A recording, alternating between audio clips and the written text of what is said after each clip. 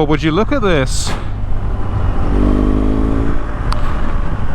About to head into the shithole, the disgusting rat-infested, poisonous, wretched thing that is London, to go for a meeting, and on my favourite of all-time bikes, an olive green R1200 GS Adventure. Let's bring it back to the old school.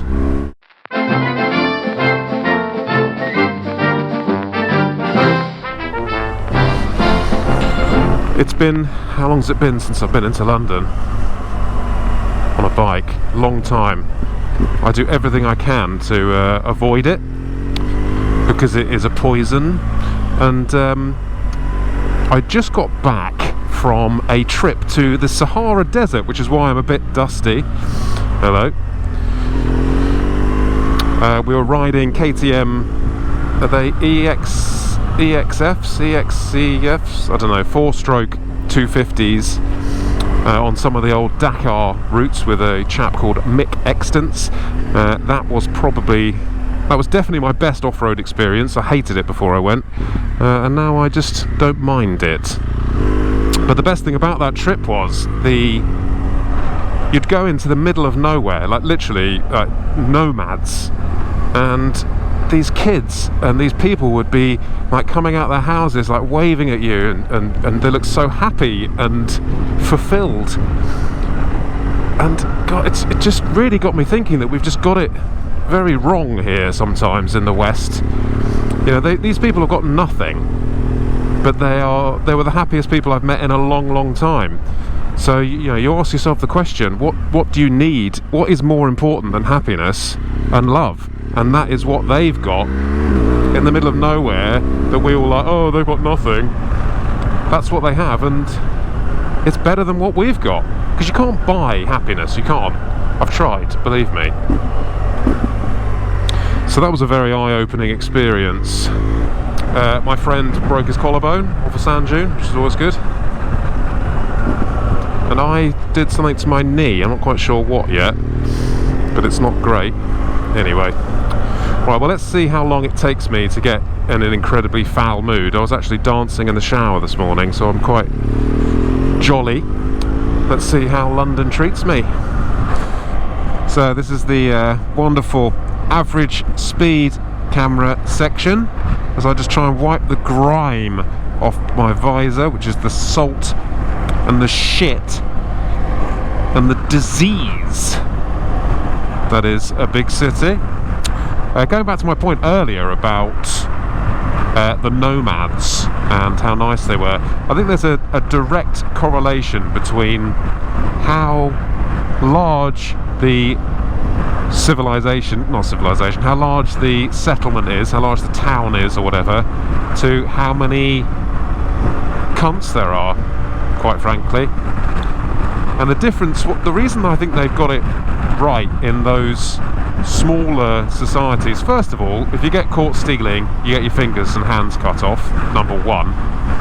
So you can leave your bike there with the key in it all night, no one will touch it, no one will even think about stealing it, because the punishment is as it should be. Secondly, if they did get caught, then they get ejected from that society. And to live out there in the middle of the Sahara Desert with no society around you, it's impossible. You couldn't survive. So the key to the thievery is punishment. As we go into London, I have a massive chain in my box thing, my lunch box, because there is no punishment for the thievery. It's very, very simple. It's a big city where no one can get punished, and you can hide in the cracks, whereas the small civilization, the small society, is a lot more robust. And if you think about it, what was the oldest, like the Sumerian Empire? Honestly, these people were not far off that, where you'd live in mud huts. They just live in mud huts. Yes, they might have the internet now again, Wi-Fi, God forbid, because it's going to ruin it. Fucking just people in lane bloody 2. but they were super happy. And the thing that all empires, large empires, have in common is they all fail. Roman Empire, Greek Empire, British Empire, all of these massive expansions and must grow, must get bigger, must grow, they all inevitably fail. But the thing and it's amazing to think that the thing that carries on are these people in the middle of bumfuck nowhere with nothing apart from happiness, joy and love. Yes, they might not have the best healthcare, and we want to go and westernise them and go, oh, you need all this, you need all that. When they just go, well, if I'm ill, I'm ill. That's the way it is. There is such a thing in this world, in our Western Twitter blame culture. There is such a thing as just bad fucking luck. But sadly, no one seems to think there's bad luck. There's always somebody to blame, always somewhere to get your money, always somewhere to get your sinful gratification of your shit time from.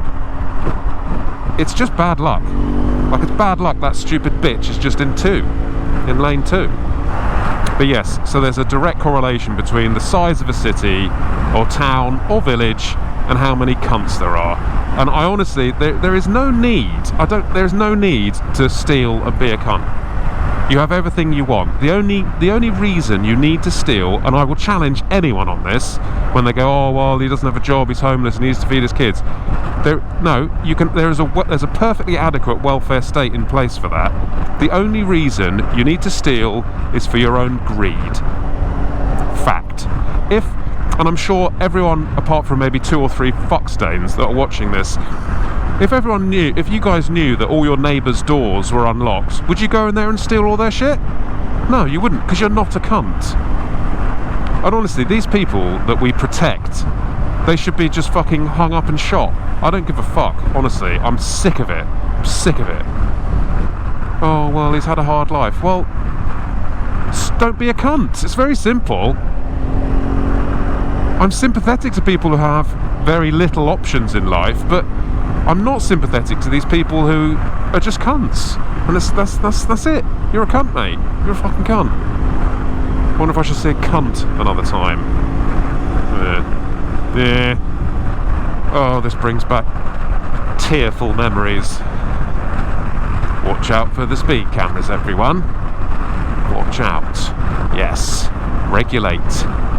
Make sure people just stick it on cruise control and fiddle with their radios rather than going 80 and paying attention to what they're doing. I'd prefer to be on a road with people going 50. I prefer to be on this road with people going 80 and paying attention to what they are doing and where their car is, where they're positioned, what lane they're in, than dribbling along at 50. It's safer. Again, I challenge anyone to construct an experiment and I will prove thee wrong. I hope. It's a bit warm actually. I might even turn the heated grippers down. So anyway, I should really talk about this bike. So this is, it's not sadly my exact GS 1200 adventure, which I had several years ago. This came in as a trade-in. I always regretted selling that. I tried to buy it off the bloke I sold it to, but he wants it. But I always regretted selling it. I sold it too soon, even though it had 20,000 miles on. And this came into Barnstormer as a trade-in, and wait for it, considering it's 4 years old and it's an adventure bike, it had 2,800 miles on it. And it was a bargain price, so I snapped the little bastard up.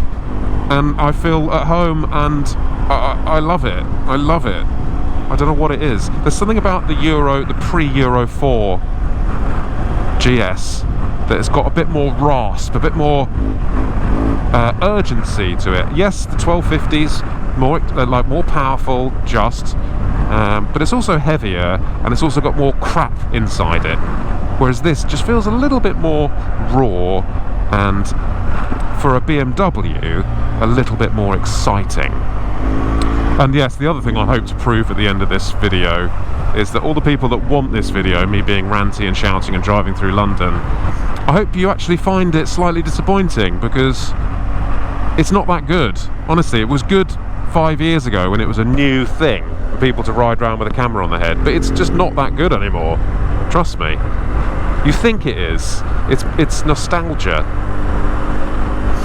Anyway. Oh, come on, bloody Goldilocks. I'm not going into Central, I'm going into Hammersmith. The Smith of Hammers. For a spot of lunch. I hope it's lunch, because I'm bloody starving. I haven't eaten breakfast. I'm trying to lose some weight. Because everyone... Here's another thing I hate. I'm getting fat shamed. I'm getting fat shamed on Twitter. No, Instagram. Everywhere, actually. Why do people find it acceptable? I've never met them in their life, but they're like, yeah, you put on a few pounds, haven't you fat fucker? It's like, excuse me? Would you say that to anyone else? Would you say that to girls on Twitter? No, because they'd probably hashtag me to it. But that's another thing men can't do, isn't it, I suppose? Because men are just bastards, aren't they? And anything a man does, especially if you're a half-successful middle-aged white man, you can't. You're just the fucking scum of the earth, aren't you? If you looked at the media and Twitter today, fucking Twitter, fucking twatter. What's that twat doing? Well out of position.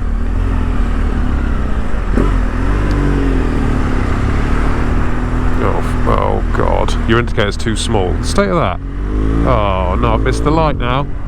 Yeah, I'm going to block him because he's a bell ringer for the local parish council. Oh, a bit of silence. But here we are. This is the beautiful site of Roehampton. Roehampton Vale, I believe, in fact. With the King's Head up there, I'm sure there's been a few pints thrown over there. Greg's. Coral. I'm sure I'll get ridiculed for being a snob. But fuck you, I don't give a shit.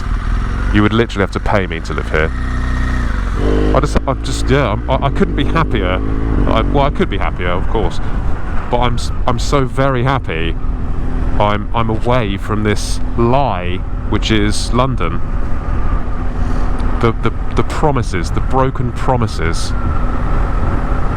Imagine doing all this every day. It's not even rush hour. Look at the state of that. People want to buy cars. People want to drive to the shops and go to the supermarket. Just because you live in London, you're all cool. I don't have a car. Ooh. Well, fuck you. I love cars, so you can suck my saggy testicles. my elongating, drooping scrotal sack. Apparently your ball sack never stops growing. No, is that it? Or your nose? Or your appendages? So when you're 80, you might have a big long schlonger, but you probably won't be able to do anything. You could just sort of slap it about in your 80-year-old missus' face. I haven't been down here for so long, I don't know where all the, if there's more, if they've got any sneaky little speed cameras. And I'm not going to park in a bike bay, I'm going to park on the curb, right outside, well, hopefully, right outside the pub or whatever we're going to, and I'm just going to accept to get a parking ticket, because at least then I can look at my pride and joy and it won't go missing in the hands of some poor fucking thug who's just stealing because of greed, because you do not need, there is no reason to steal. You have everything you could possibly want in this country. Honestly, if I suddenly lost my job tomorrow and had no money, and the council or the government or whoever came to me and was like, look, don't worry, we've got a bed for you. It's like a prison cell, but you know, it's your little space, you're warm and dry, and you're going to get fed and clothed and possibly educated and helped. I'd say, do you know what, thank you very much. Here's another thing that's controversial. Homelessness. We keep seeing all this homelessness crisis. Yes, it's pretty bad being on the streets. I can imagine it's terrible. But they're bandying around figures of like 100,000 people homeless. No. That's including people who are in temporary accommodation. So, here's a house for 6 months, but you're not on the street. It makes it sound like you're on the fucking street. These are hundreds of thousands of people wandering aimlessly across your cities and towns, begging and committing crime and doing crack. It's not true. I think it's actually about 3,000 nationwide that sleep rough.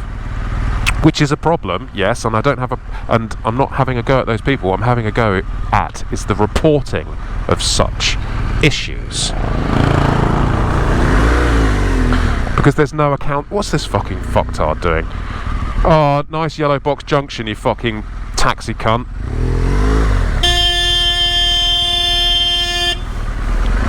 What a spaz. It's the reporting of these issues, because now for some reason it's okay to say to make up a story. What should we say? Let's try and make up a story that the Queen is about to die. Okay, so it's perfectly acceptable. I could have a chat to Fagin and we could be talking, saying, oh, I think the Queen might die tomorrow. Okay, right, take that information. I can then tweet that out to the world and say, an anonymous source says the Queen may die tomorrow because of ill health. And then suddenly, it's a massive story to sell papers and do all this shit. And it's fucking bullshit, because no one is accountable. You shouldn't be able to publish anything that you cannot prove. If it should say, here is the source. Alistair Fagin said this, and then people can go, oh, okay, well, let's actually see if he's talking shit or not. Not an anonymous source. It's fucking bullshit. It's the 5-0, mate. It's the bloody dangleberries. Oh, I can feel my blood pressure rising. An anonymous source. They should make like a condiment called Anonymous. Like a sort of mild mustard. Has anything changed? No, mailboxes, etc. still there for sending drugs. That wall's new. I wonder if we're allowed in this bus lane yet. We bloody are! Jesus wept! Incroyable. Progress. Progress is progress. You know, that was a marketing slogan in an Apple store in New York when I went there. It just said, progress is progress. Great. Great. Well done. Thanks. Bullshit is bullshit, is what I would say. Another thing I'm not going to buy with this bike is the shittity Garmin fucking sat-nav bollocks. I don't know if I can go down there anymore. I'm going to go this way. Garmin, just sort your shit out, love, because your products are gash. Honestly, Google Maps is tenfold better than a Garmin sat-nav, particularly the Nav 5. Even the new one, I had the new one on my old GS, the Nav 6. Dog shit. BMW need to depart from using Garmin. TomTom is much better. Or Google. Just Google. Google the bastard. Google the fucker. Oh, everyone remember this bridge? Hammersmith Bridge, eh? Oh, we're almost there, because I'm going to Hammersmith. A buttery biscuit base. Have they done anything to the surfacing of this? No, it's still utterly foul. Nice sheet metal there. It's got a load of grip on it. Oh, what's the time? I'm early. Here's another top tip for youngsters going into the workplace. Always be early. Never. If someone says we've got a meeting at 1:30, get there at 1:15. Do it. Oh. Domestic. Domestos. That's a Spanish argument between two people at home. Big Bad Dom, I think, was the slogan for that one. Big Bad Dom now is like a sort of a dominatrix with elephantitis. 3, 2, 1, up the bum. Come on, come on. Oh yeah. Oh, yo. Relatively steady, easy flow today, like a period, a non-contraceptive pilled period. What a fucking shithole. What's it called? The ship. The ship. The ship. There's no sign outside it. Fucking sign? Give me a sign. Fucking arseholes. Right, well, I can't park here, can I? Right, leave me to my misery, and see you on the flip side. Ciao. I don't have high hopes for our for the lunch, if that's where we're going. Right on the middle of a fucking roundabout. So I just park it in here. See if they let me in. How come this is the wrong way round? Just gonna stick it here, I reckon. So yeah, there she is, my beauty, with a full jizz, original jizz, and an HP sauce thing, exhaust noise.